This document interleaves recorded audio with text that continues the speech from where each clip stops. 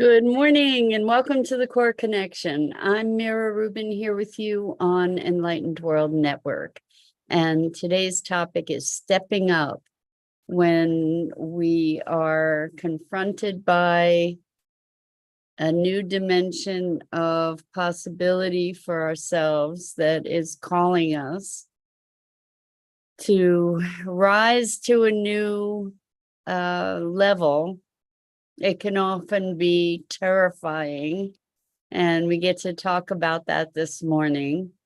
And good morning, Rosalind. Happy Monday to you and to everybody else who's joining us. It's great to be here with you. And so today's topic is stepping up. But before we get started, we're going to take a couple minutes to get present.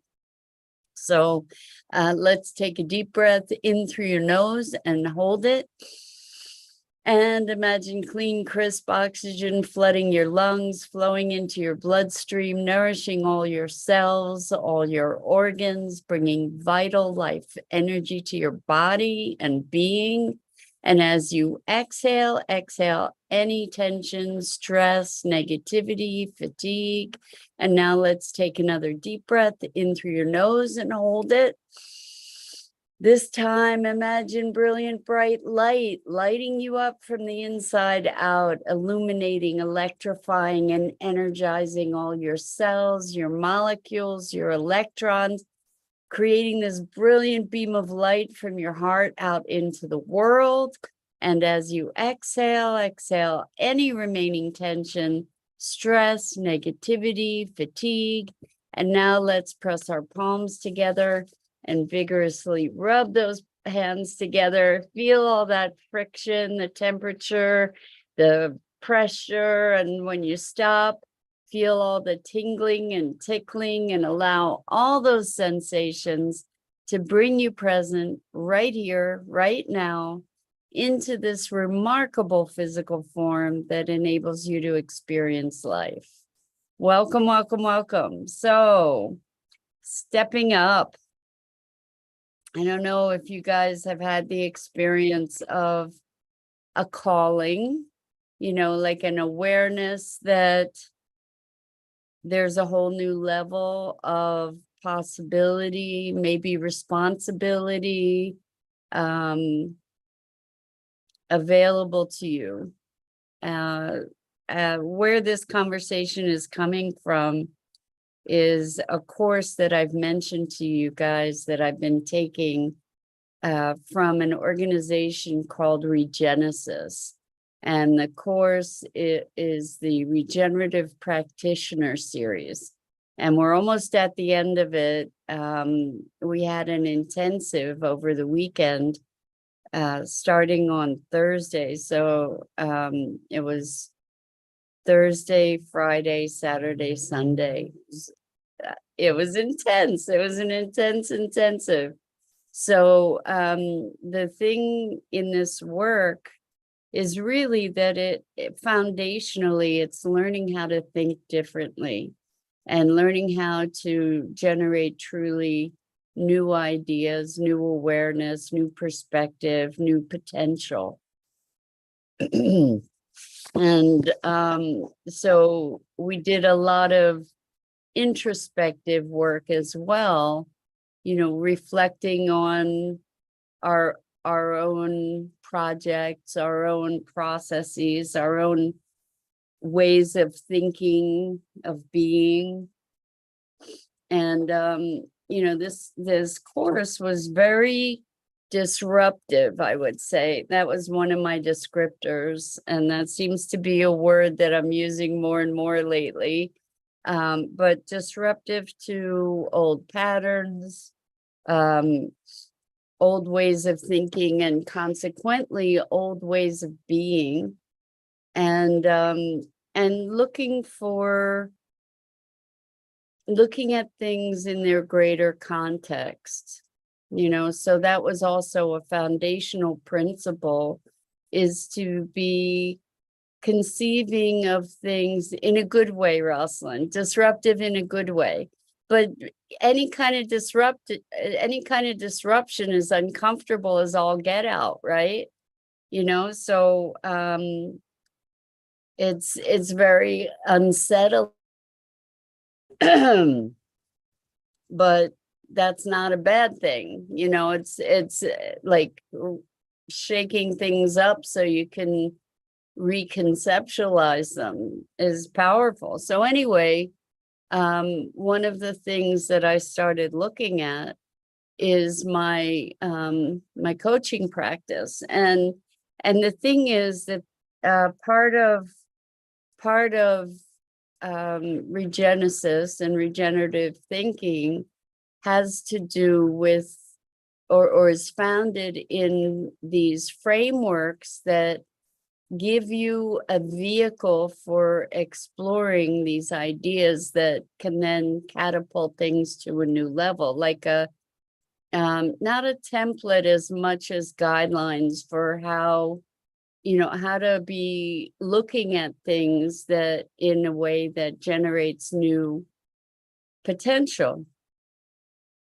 So I was looking at my coaching practice, and I recognized that, I do primarily one-on-one work, but we have a weekly group that we get together with. And I realized that there's potential in utilizing this group that has been untapped. And I started looking at what might be possible for the individuals within the group by utilizing the group as an entity, as a living thing in and of itself, rather than as a collection of individuals that just have this work in common, to be looking at the vitality and the potential of the group. And what it called me to was another level of engagement with my purpose in doing this work, which was really, really interesting.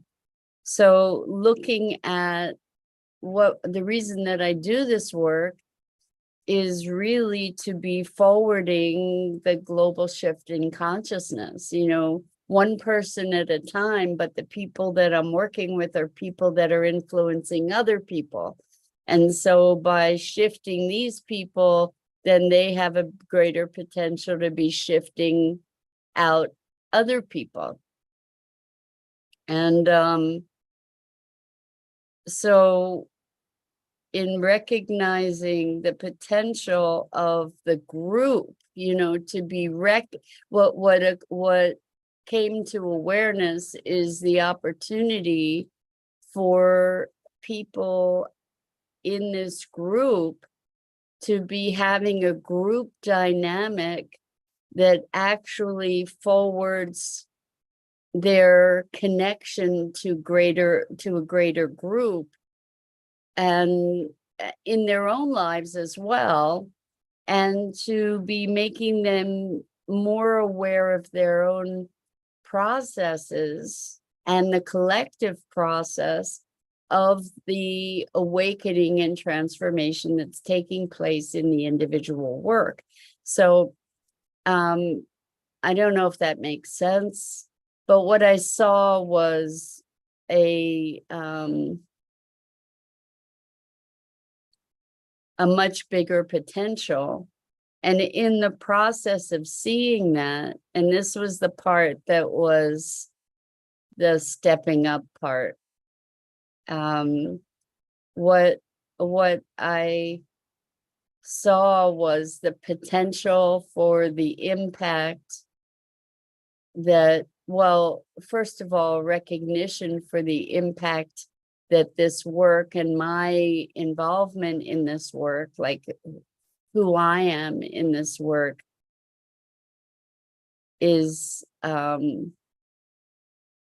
bigger than I've been allowing it to be. And therefore, like, my role in making a difference is bigger than I've allowed it to be. I've just kind of been going along just doing what I'm doing, and kind of been keeping myself sort of small about it. Like keeping it very contained. And what I recognized is that there's potential for a much greater impact. And when I realized that, what set in was terror. Well, which is really interesting. Like I show up here and we have these great conversations. And the thing is that one of the reasons that it is so easy for me to do that and enjoy that is because I'm thinking of it as a small and intimate group. It's not like thousands of people that are engaged in this, right? It's just a small collection of people that are connecting with each other. And so Rosalind says, breaking down the conceptual model is very disruptive. Yeah, it really is. When the mind doesn't have anything to grab onto, there's no ground to step up from. Does the stepping up require some groundwork first? So that's where these frameworks come in, which is really interesting, Rosalind. So there's a tetrad that has 4 points, and trying to understand these points, like what the distinctions are, is a real interesting challenge. But there's the ground and the goal, and then there's the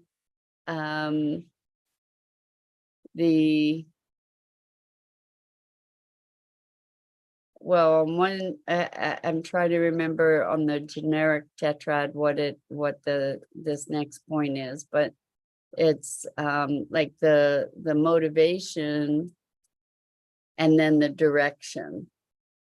And so these 4 points give you a way to be starting to look at a project, for example. And then also, like, what's the project? What's the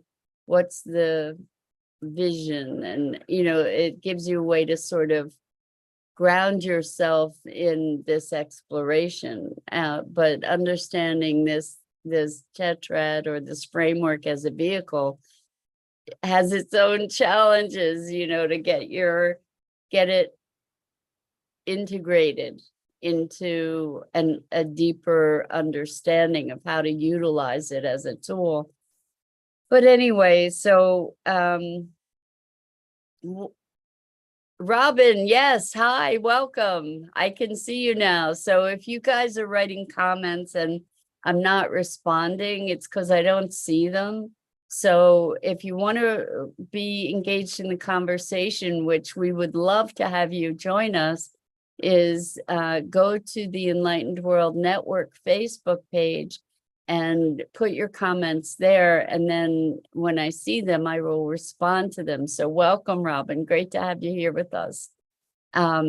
So what I noticed when I saw this greater potential was that it required me to step into a whole different level of willingness, even to be visible. So one of the, and it's funny because, like I am here on a daily basis, but like I said, I have this experience of this, that it's a very small and intimate group, despite the fact that it's available to people on Facebook and YouTube. I have this idea that not that many people are seeing it, and we're just this cozy little group. But when you think about the potential to be influencing hundreds, if not thousands of people, or tens of thousands of people, like people who have this broader influence, the thought of that was terrifying to me, I have to say. And yet what I recognize is that there's a greater possibility available if there is the willingness to step into it, like that.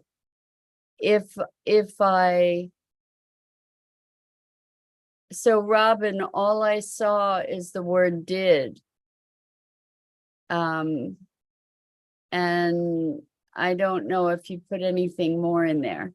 So I saw, can you see me now? And then I saw the word did, ... And that was about it. So I don't know what the challenge might be. But Rosalind's saying, I see you. Anyway, I'm wondering if you guys have ever encountered an awareness that you really, Robin says, I moved from your page to enlightenment page. Now you see me. Exactly. Unfortunately, when you're on my personal page and making comments, I don't see them. You have to go to Enlightened World Network's Facebook page. And then I can see your comments and I'll respond to them. So anyway, I'm wondering if you guys have ever recognized an opportunity for you to step up and into. Oh, so Robin, the subject today is stepping up to the next level of your expression. And it doesn't necessarily, the way that we know that the next level is for real and available to us is, first of all, we know it's an expression of our essence. Second of all, we know like it has to happen.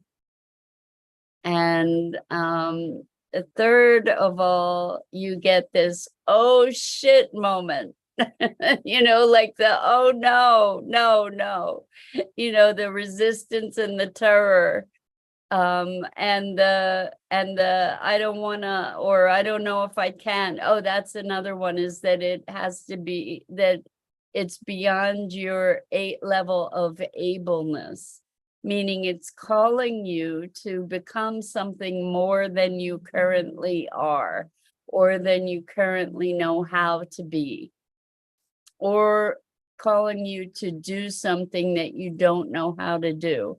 And yet you're compelled into this future.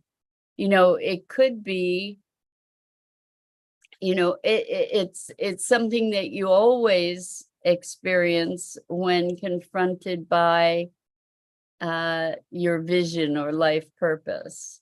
This stepping up, this invitation that is really more of a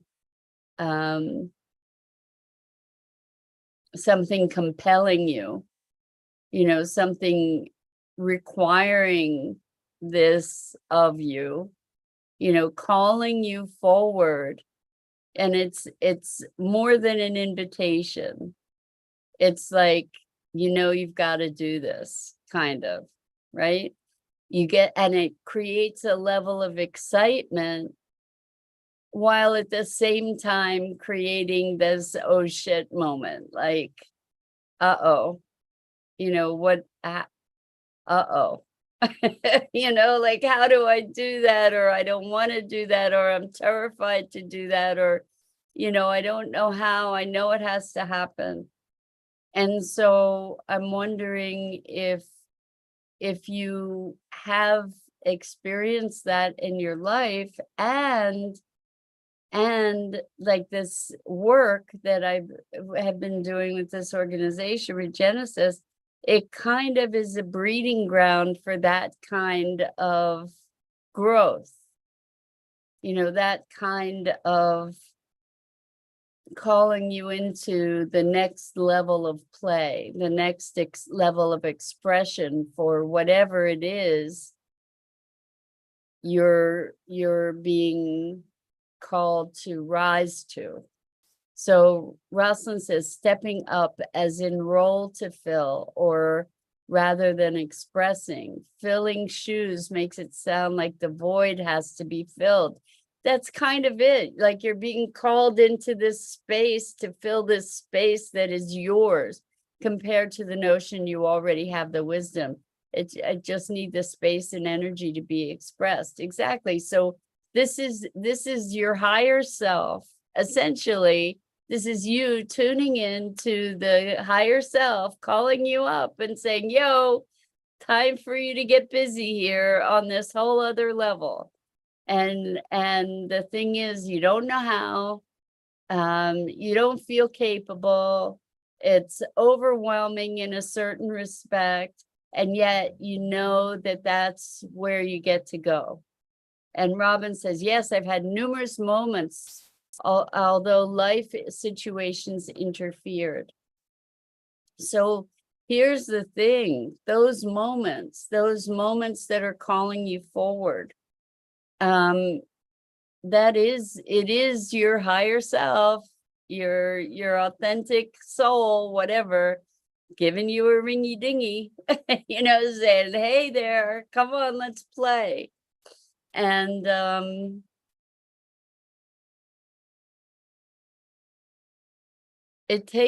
think it takes a lot of courage to step into that. You say, although Robin, life situations have interfered,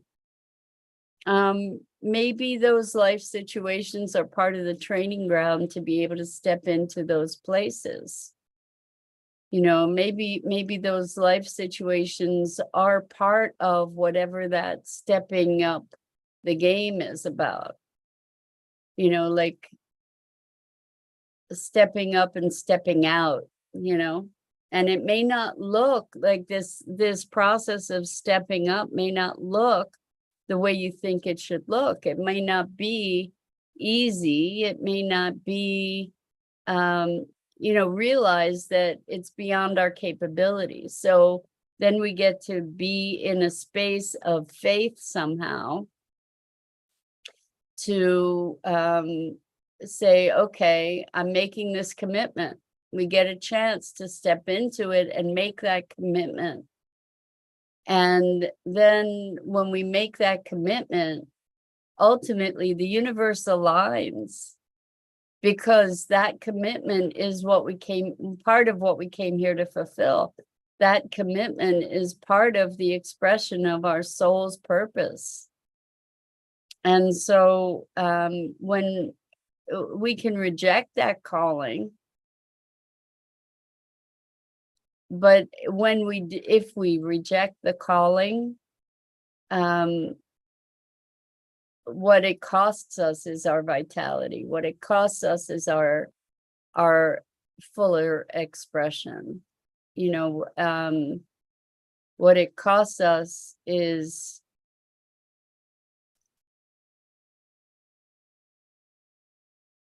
expression of our essence. To be able to make those choices, to be able to follow that calling takes courage. It does take courage, because it means stepping into the unknown in a big way. Like, I don't know how I'm going to do it. I don't know how it's going to happen. I don't know who I have to be, and then we get to look at, well, who do I need to be fulfilling that calling? And that in itself can be a daunting prospect. The thing is that once we step into it, there's so much greater vitality available to us. There's so much greater fulfillment and aliveness available to us when we step up to those callings. And we don't have to know how or why. The foundational thing there is to have the faith that that calling showed up for us because we are capable, because it is the calling that we're meant to hear.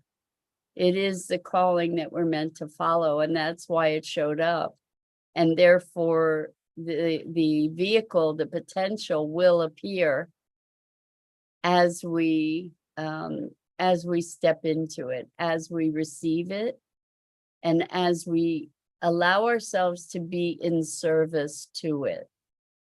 And that's the thing, is it's not about you. It's not about me, which is kind of an ironic thing to say, given that I'm talking about that it's a deeper and greater expression of our core being and ourselves, right? Our uniqueness. But the thing is that it's not about the ego self, it's about the expression of the purpose we came here to be. So if, and this is my premise, if I am life expressing itself through this unique vehicle, that calling is life calling me into service of life. So I'm going to leave it at that at this moment. That seems like a good place to leave that idea for you to be playing with, that those callings are life calling you to the expression it wants from you. You know, that life is using us in its expression, and that's what life is calling for when those callings occur. So Robin says, need to rewatch. Yeah, this is big stuff, actually. This is really, really, really big stuff for us to be presencing ourselves to. So I do invite you to rewatch, play with the ideas, look at yourself, look at your life, look at how you can, the voices are getting louder, the whispers, says Rosalind. Yes, so how can we elevate? How can we invite life to elevate us to be the fuller expression that we came here to be? That's really what it's about. So with that, I'm Mira Rubin. This is the Core Connection, and I go live here each weekday morning on the Enlightened World Network Facebook page and YouTube channel at 9 a.m. Eastern. And I invite you to check out the other wonderful, wonderful programming on Enlightened World Network, Enlightened World Living, EWN, One with the Earth. And until next time, so much gratitude and appreciation to you and your willingness to engage in these often disruptive, challenging conversations. Until next time, I hope I see you again here really, really soon.